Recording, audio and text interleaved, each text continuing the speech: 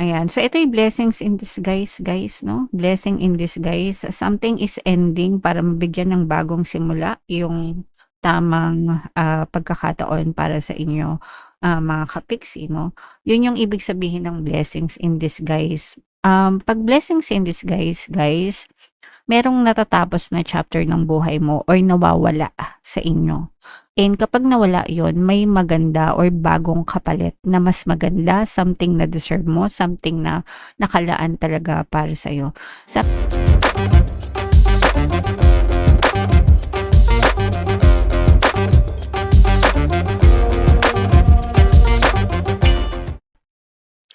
Hello guys, hello Virgo, welcome back to Pinoy Pixie Tarot. Ang pamagat ng episode natin for tonight is full moon kapalaran para ngayong April to May para sa Virgo, Sun, Moon, Rising Sign, and Venus.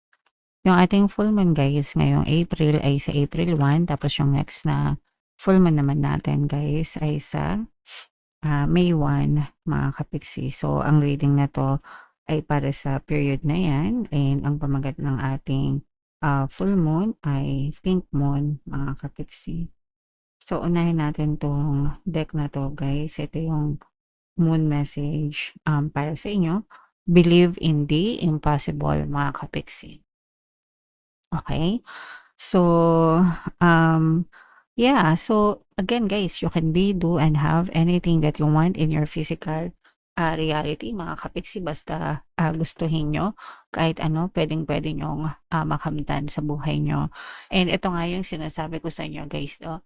Even in the word impossible, diba? It says, I am possible. Okay? Depende yan palagi sa perception nyo, how you perceive things, mga kapiksi.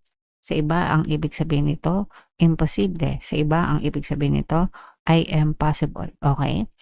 So, palagi tayo, syempre guys, mag-focus sa positive para yung mga imposible or yung mga nega, magawa nating positive, guys. And we can always turn our situation around, Virgo. Okay? Alright. So, yeah. Attune to the moon, I'm lucky. Yes, swerte ako, 'di ba? So, i-comment nyo na rin yan sa comment section. I'm lucky. Swerte ako.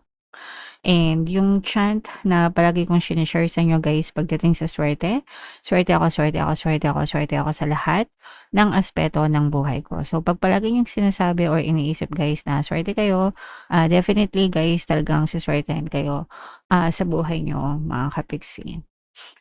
Miss this chance and it might not come back anytime soon. So, sa buhay natin guys, may mga opportunities palagi, no, na maaring dumating sa atin. And minsan, kapag pinakawala natin yon, baka hindi na bumalik. No? So, make sure guys na, kasi kapag nagdadasal kayo guys, palaging sumasagot si universe, and ang sagot niyan sa atin ay mga opportunities. So, kung hindi kayo marunong mag-take ng opportunities, parang pinapabayaan nyo lang din yung mga dasal nyo, mga kapiksi. Okay? What happened may only happen once. Baka isang beses lang dumating yung mga opportunity na yan, guys, no? Kaya dapat marunong kayong kumilos, guys. If you can believe it, you can achieve it, guys. As long as naniniwala kayo, as long as fino-focus nyo yung attention nyo dun sa mga bagay na gusto nyo, as long as persistent kayo, consistent kayo mga kapiksi, talagang magmamanifest yung mga desires nyo, guys, no? Walang imposible, guys. Promise, walang imposible, Virgo. Okay? Alright, so yeah, comment down below, Virgo, if naka-resonate kayo dyan sa message na yan. So, shuffle natin to guys. Habang sinushuffle ko to, panoorin nyo muna yung video natin regarding sa ating paano mag-manifest ng abundance video course. Kapiksi, sawa ka na ba sa mga struggles at hirap sa buhay mo? Masipag ka ba at masikap sa buhay ngunit hindi ka pa rin umaasenso? Ilang beses ka na bang nag-attempt mag-negosyo at mag-invest pero palagi ka pa rin nalulugi? Sa pagkakataon na ito ay maaaring may subconscious beliefs ka na nagiging balakid sa iyong pag-unlad at pagyaman. Introducing, paano mag-manifest ng abundance video course. Dito ay matututunan mong ma-overcome ang mga balakid mo para tuluyan ka ng umunlad, umasenso, sumagana, maging matagumpay, successful at maswerte sa iyong kabuhayan, pera, trabaho, negosyo, salapi at kaperahan ng bonggang-bongga. Dali! Mag-send na ng email sa pinoypixie@gmail.com at simulan na ang iyong pagyaman ngayon. Alright, so sa lahat ng gusto mag-avail ng course guys, meron tayong paano mag-manifest ng abundance video course, paano mawala ang third party at magkaroon ng harmonious na relationship, paano pabalikin si ex or vice breakup sa mga interesado guys. Mag-send lang kayo ng email sa pinoypixie@gmail.com. And sa mga naghahanap ng pampaswerte guys, meron tayong money shaker jars, tsaka itong mga bracelet. Ito yung sample guys, no? So pampaswerte yan guys, kaya mag-avail na kayo. Ito yung number ko sa WhatsApp, chat nyo lang ako dyan. So, dumadami na guys yung sumasaksa sa money shaker jar guys. Kaya wag na kayo magpahuli, no? Habang pwede pa tayong mag-deliver nowadays. So, this is both negative and positive mga kapiksi. Unahin natin yung sa negative guys. Mayroon ditong another presence ng earth sign. Sa negative mga kapiksi, no? Maaaring nagkakaroon kayo ng mga problema sa finances, sa kaperahan mga kapiksi. Lalo na yung mga may utang guys, no? Yung iba sa inyo, pwedeng may utang, tapos yung iba, pwedeng nalulubog sa utang. Mga kapiksi, yung iba nagkakaroon kayo ng aberya sa ibang tao dahil din sa mga utang. So, ibig sabihin, baka may utang kayo, tapos baka nag-aaway kayo ng person na inutangan nyo. Guys, pwedeng nagkakademandahan, nagkakabaranggayan, mga kapiksi, kung hindi nakakabayad. Yung iba naman sa inyo guys, pwedeng nakakabayad kayo ng utang, pero tuwing sasahod kayo, parang palagi na lang napupunta sa utang mga kapiksi. So, okay lang yan guys. I mean, iba-iba tayo ng sitwasyon, kaya tayo nakakautang. Minsan ginagamit sa emergency, kapag na-hospital, especially guys, diba? So, naiintindihan natin yan. But, makakahanap din kayo ng paraan guys para makaraos dito sa mga financial problems na to mga kapiksi. So tiyaga lang mga kapiksi, no? Tiyaga lang and sabayan ng dasal mga kapiksi, and positibong mental diet guys. And ito naman ay sa relationship mga kapiksi, no? For some of you, pwedeng may magparamdam na mga ex nyo mga kapiksi, and itong paramdam na to guys, parang magsusorry siya sa'yo, lalo na kung naghiwalay kayo na hindi kayo okay. Yung iba sa mga ex-person nyo guys, pwedeng ini-stalk kayo nito or nakikibalita sila sa inyo, especially kung meron kayong common friends guys, no? Kung meron kayong common friends, parang nagtatanong-tanong itong person mo, o kaya naman kung meron kayong SOCMED accounts guys, parang kung binlock nyo itong person na to, pwedeng gumagamit siya ng mga dummy accounts, ganyan, para mag-stalk sa social media mo kasi gusto niya lang makibalita sa'yo. Gusto na itong person mo na i-approach ka, makipag-reconnect communication, mabalik yung communication. Pwedeng mag-sorry siya or pwedeng nagigilty siya mga kapiksi. Okay? So, yun nakikita natin sa mga XX. Ito naman guys, no? This is more on parang sa mga single guys, maaring makilala nyo yung inyong divine match. This is more on love energy guys, no? Maaring nyo makilala yung inyong divine match mga kapiksi. Ibig sabihin, pwedeng twin flame ito, pwede ring soulmate guys, no? Pero divine match nyo guys, no? Ibig sabihin, yung taong nakatadhana talaga para sa inyo, especially kung palagi kayo nagdadasal na sana makilala nyo na yung the one, no? Yung tamang tao para sa inyo mga kapiksi. Okay? So, yan. And ito naman guys, yung sinabi natin na believe in the impossible guys, no? Kasi the universe is answering your prayers guys, no?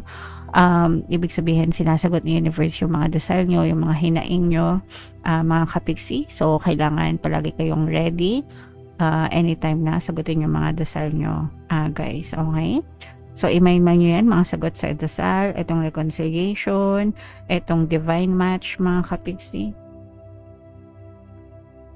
Ayan. So, ito yung blessings in disguise, guys, no? Blessing in disguise. Something is ending para mabigyan ng bagong simula yung tamang pagkakataon para sa inyo, mga kapiksi, no?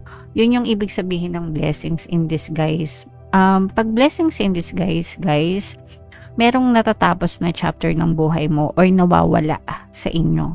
And kapag nawala yon, may maganda or bagong kapalit na mas maganda, something na deserve mo, something na nakalaan talaga para sa'yo.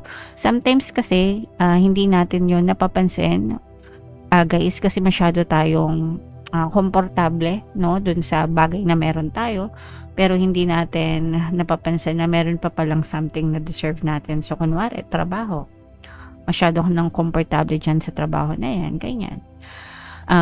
Pero meron pang something better na mas nakalaan sa'yo. Kaya minsan, merong mga natatanggal sa trabaho kahit hindi nila ginusto.